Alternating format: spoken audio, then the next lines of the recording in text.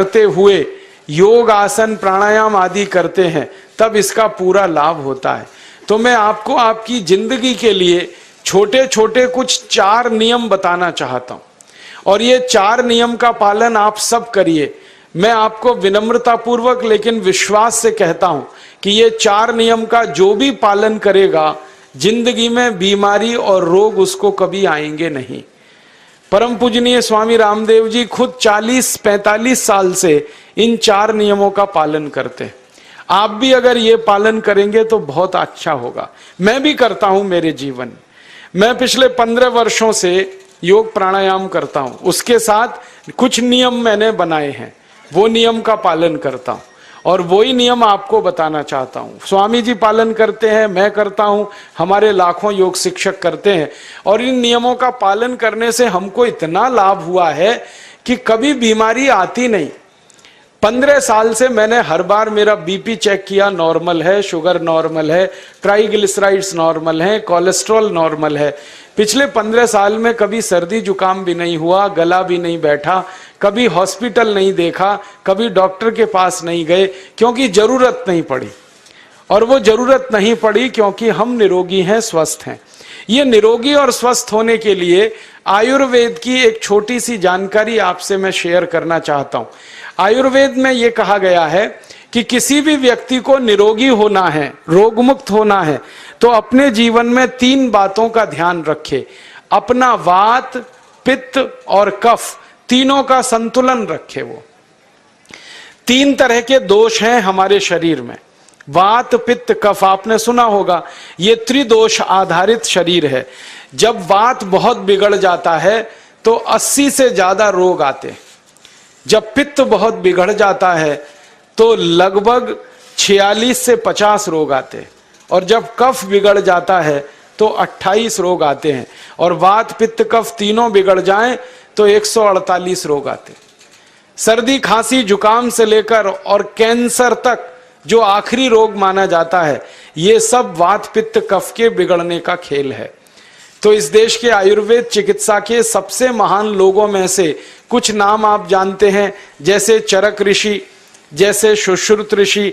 ऐसे एक ऋषि हुए बाघभट्ट। बाघभट्ट ऋषि ने एक पुस्तक लिखी है, उसका नाम है अष्टांग हृदयम, और एक पुस्तक लिखी है उसका नाम है अष्टांग संग्रहम। इन दोनों पुस्तकों में उन्होंने 7000 नियम बताए हैं। उनमें से 4 बताता हूं, अच्छे लगे तो आज से ही पालन करो और दूसरों को भी बताओ ताकि कोई भी इन नियमों का पालन करे तो बीमार ही ना पड़े। ये चारों नियम हैं वात, पित्त और कफ को संतुलित रखने के लिए। अब वात, पित्त, कफ तीनों एक साथ आपके संतुलित रहें तो उसके लिए पहला नियम है खाना खाने के तुरंत बाद पानी नहीं पीना। ये पहला नियम है।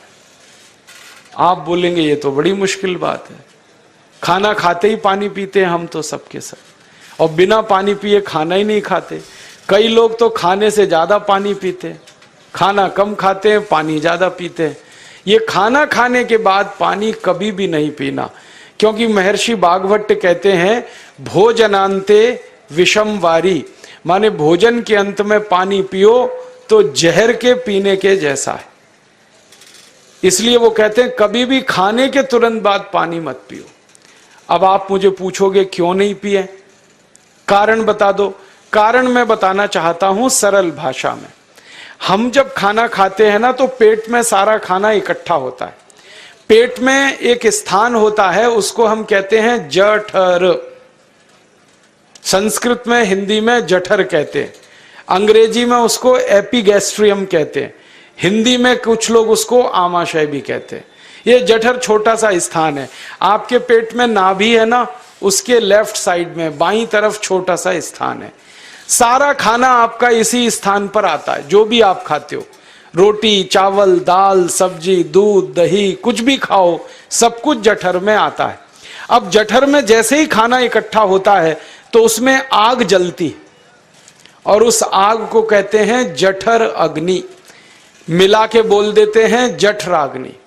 आप जैसे ही खाना खाते हो पेट में, जठर में अग्नि जलती है, वो अग्नि खाने को पचाती है और अग्नि खाने को ऐसे ही पचाती है जैसे रसोई घर की अग्नि खाने को पकाती है। आपके रसोई घर में आप अग्नि जलाओ, उसके ऊपर दूध रख दो, दूध में थोड़ा चावल डाल दो, अग्नि जब तक जलती रहेगी खीर तब तक बनती रहेगी। आप घर में अग्नि जलाओ, उसके ऊपर पानी रख दो, उसमें दाल डाल दो, दाल की पकने की क्रिया तब तक चलेगी जब तक अग्नि जलेगी।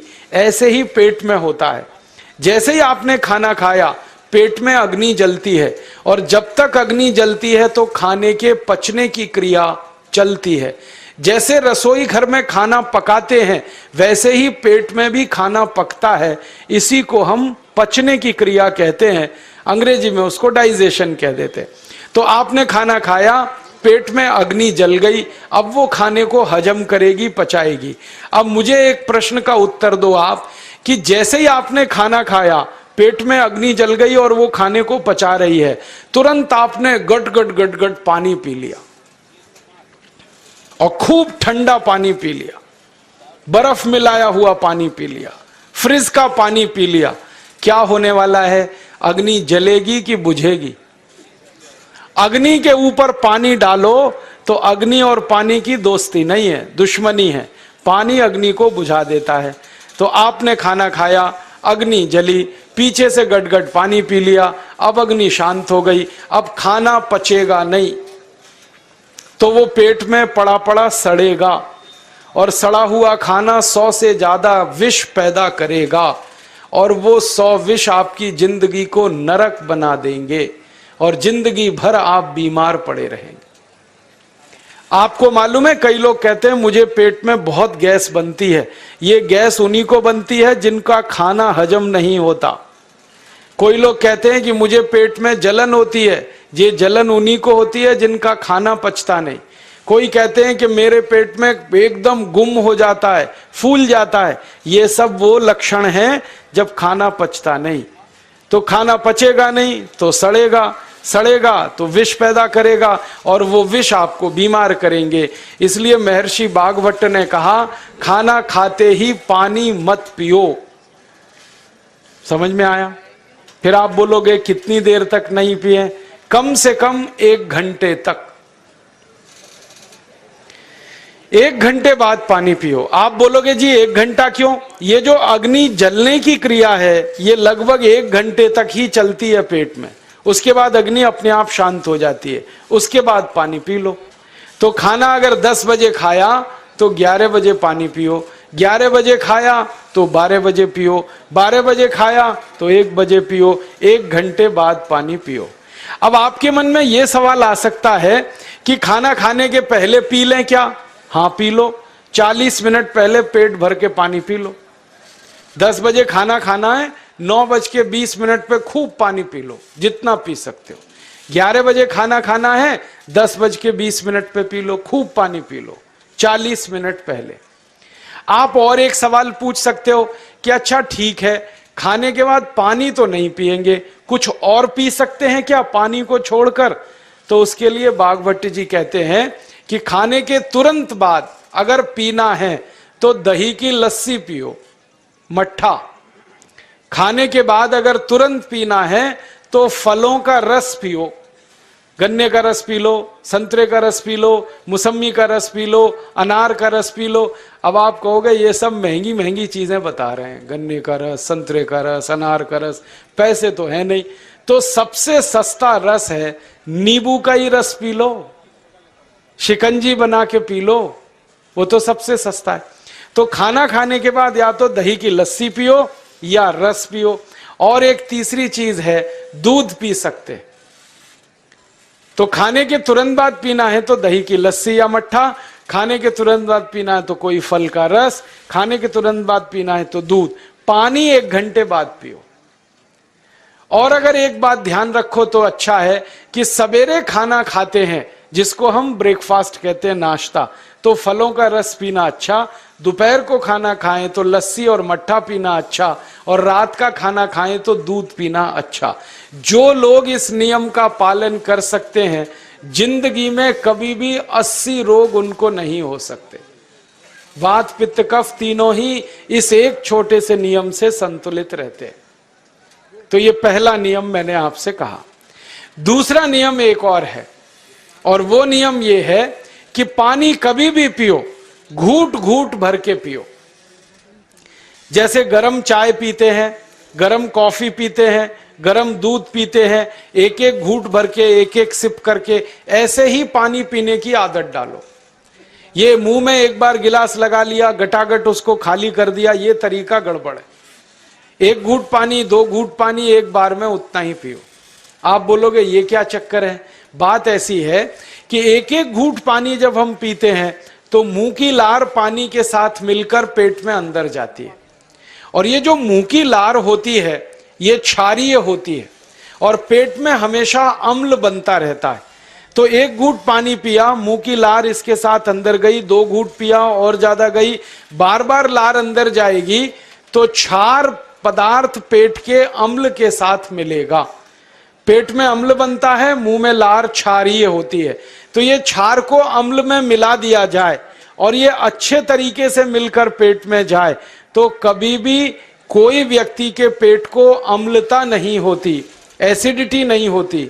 और पेट में अम्लता नहीं होती तो रक्त में अम्लता नहीं होती, और जिनके रक्त में अम्लता नहीं होती उनकी जिंदगी में कभी भी वात पित्त कफ के असंतुलन की स्थिति पैदा नहीं होती।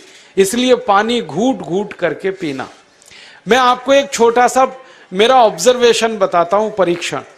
आप भारत देश में या दुनिया में कहीं भी जाओ, मनुष्य को छोड़कर पशु पक्षियों को देखना शुरू करो, वो पानी कैसे पीते। किसी चिड़िया को पानी पीते हुए देखो, किसी पक्षी को पानी पीते हुए देखो, वो चोंच के एक बूंद ही के बराबर ही पानी उठाता है। एक बार में एक बूंद पानी लेगा, फिर थोड़ी देर चोंच चलाएगा, फिर पिएगा, फिर दूसरी बूंद लेगा, फिर चोंच चलाएगा, फिर पिएगा, फिर तीसरी बूंद। एक एक बूंद पक्षी पानी पीता है। कुत्ते को पानी पीते हुए देखो, चाट चाट के पानी पीता है। शेर को पानी पीते हुए देखो, चाट चाट के पानी पीता है। जितने जानवर चाट कर पानी पीते हैं, जितने पक्षी एक एक घूंट पानी पीते हैं, किसी भी पक्षी और किसी भी जानवर को डायबिटीज नहीं है, किसी को अर्थराइटिस नहीं है, कोई पक्षी ओवरवेट नहीं है, कोई पशु ओवरवेट नहीं है। वो सब स्लिम और ट्रिम हैं, क्योंकि वो इतने होशियार हैं कि पानी चाट के पीते हैं या घूट घूट करके पीते। अब मुझे ये हैरानी होती है कि ये पशु पक्षियों को कौन सिखाता है? वो अपने जन्म से ये ज्ञान सीख के आते, उनका कोई गुरु नहीं है, उनका कोई विद्यालय नहीं है, उनके कोई प्रशिक्षण शिविर नहीं लगते, फिर भी उनको इतनी अकल है कि पानी घूट घूट पीना। और हम ये मनुष्य जिनके इतने गुरु, इतने विद्यालय, इतने कॉलेज, सीखने वाले, सिखाने वाले, और हम मूर्खों के मूर्ख गटागट गटागट पानी पीते रहते। तो पानी पीने का तरीका बदल दो, घूट घूट भर के पानी पियो। ये दूसरा नियम है। तीसरा नियम है कि जिंदगी में कितनी भी प्यास लगे, ठंडा पानी कभी मत पियो। बर्फ डाला हुआ पानी, फ्रिज में रखा हुआ पानी, वाटर कूलर का पानी जिसका तापमान बहुत कम है, ये कभी मत पीना। क्यों? क्योंकि शरीर आपका गर्म है और पानी ठंडा है। अब होता क्या है वो मैं समझाता हूं सरल भाषा में। पेट तो गर्म है, अब इसमें ठंडा पानी डाल दिया आपने, तो अंदर झगड़ा होता है। और झगड़ा क्या होता है?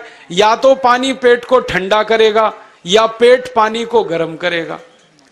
अगर पानी ने पेट को ठंडा कर दिया तो पेट के ठंडा होते ही हृदय ठंडा होता है, हृदय के ठंडा होते ही मस्तिष्क ठंडा होता है, मस्तिष्क के ठंडा होते ही आदमी ठंडा होता है, और आदमी ठंडा होते ही राम नाम सत्य होती है।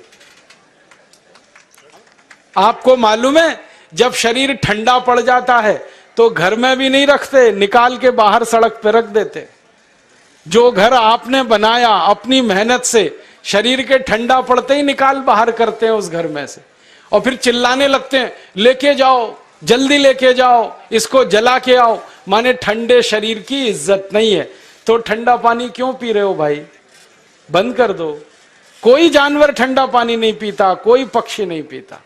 तो आप ये ठंडा पानी पीना बंद करो, सादा पानी पीना शुरू करो। और गर्मी के दिनों में बहुत अगर आपको तकलीफ है तो मिट्टी के घड़े का पानी पी लेना, फ्रिज का और बर्फ का नहीं पीना। ये तीसरा नियम है।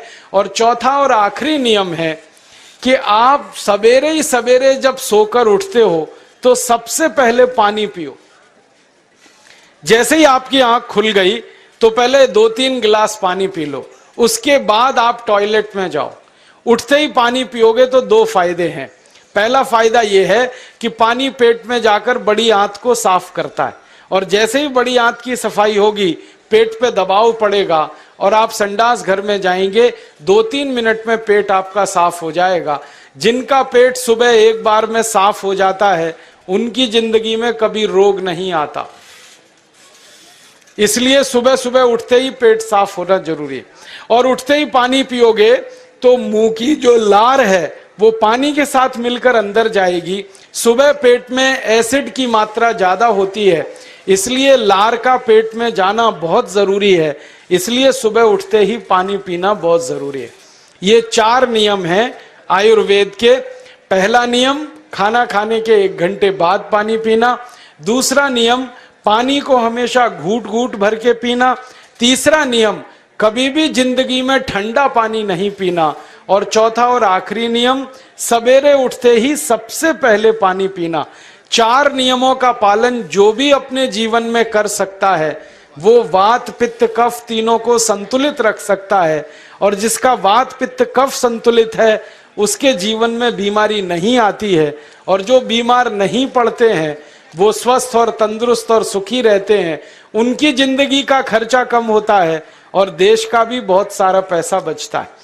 आपको शायद मालूम है या नहीं, 1 साल में हम जब बीमार पड़ जाते हैं भारतवासी तो साल का करीब 6 लाख करोड़ रुपया हमारा खर्च हो जाता है उन बीमारियों का इलाज करने में।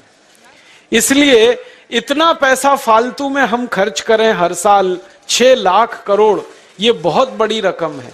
इससे बेहतर यह है कि हम बीमार ही नहीं पड़ें और स्वस्थ रहें, सुखी रहें। और ये 6 लाख करोड़ का जो खर्चा हम करते हैं बीमार पड़ने पर, अक्सर ये एलोपैथी की दवाएं खाने में खर्च होता है। और जो एलोपैथी की दवाएं हम खा रहे हैं जैसे paracetamol, Baralgan, butazone, oxyphenbutazone, aspirin, Disprin, Novalgin, ये सब ऐसी खराब दवाएं हैं जो दुनिया के देशों में 20 साल पहले बंद हो चुकी हैं, भारत में धड़ल्ले से बिक रही हैं और हमको बीमारियों से ज्यादा गंभीर बीमारियों में फंसा रही। ज्यादातर दवाएं जो आप खाते हो वो किडनी खराब कर देती हैं, लीवर खराब कर देती हैं, आंतों में घाव कर देती हैं, विकलांगता आ जाती है, पैरालिसिस हो जाता है, ब्रेन हेमरेज हो जाता है, हार्ट अटैक आ जाता है। दुनिया में लगभग इस समय 84,000 दवाएं बिकती हैं और आपको सुनकर हैरानी होगी उनमें से मात्र 117 दवाएं हैं जो काम की हैं, बाकी सब बेकार की दवाएं हैं। उन बेकार की दवाओं को खाकर हम 6 लाख करोड़ खर्च करते हैं। ये बहुत दुख और अफसोस की बात है। और ये 6 लाख करोड़ का खर्चा समाज के वो लोग करते हैं जिनको जिंदगी में हर समय अपना आर्थिक स्थिति को देख के चलना पड़ता है, जिनकी आमदनी बहुत नहीं है, जिनके घर में आमदनी के बहुत ज्यादा साधन नहीं है, उनको ये पैसा खर्च करना पड़ता है। तो कई बार क्या होता है, किसी का घर बिक जाता है, किसी का खेत बिक जाता है, किसी के घर के गहने गिरवी रख जाते हैं, किसी को कर्ज लेना पड़ जाता है, किसी को कर्ज लेकर दोबारा कर्ज लेना पड़ जाता है। मैंने इस हिंदुस्तान में पिछले 15 साल के प्रवास में देखा कि गांव-गांव के गरीब किसान कर्ज ले लेकर ये महंगी दवाएं खाकर इलाज करते हैं, डॉक्टरों को पैसा देते हैं, दवा कंपनियों को देते हैं, और वो पैसा फिर इस देश में से दूसरे देश में चला जाता है, क्योंकि अक्सर ये दवाएं बनाने वाली कंपनियां विदेशी होती हैं। तो हम 6 लाख करोड़ खर्च करें अपने खून पसीने की कमाई का, उससे अच्छा ये है बीमार ही ना पड़ें, दवा खाने की जरूरत ही ना पड़े, तो हम सुखी रहें, स्वस्थ रहें। तो योग प्राणायाम करें, 4 नियमों का जीवन में पालन करें, बहुत आसान है आपके लिए। और अब एक छोटी सी एक बात और आप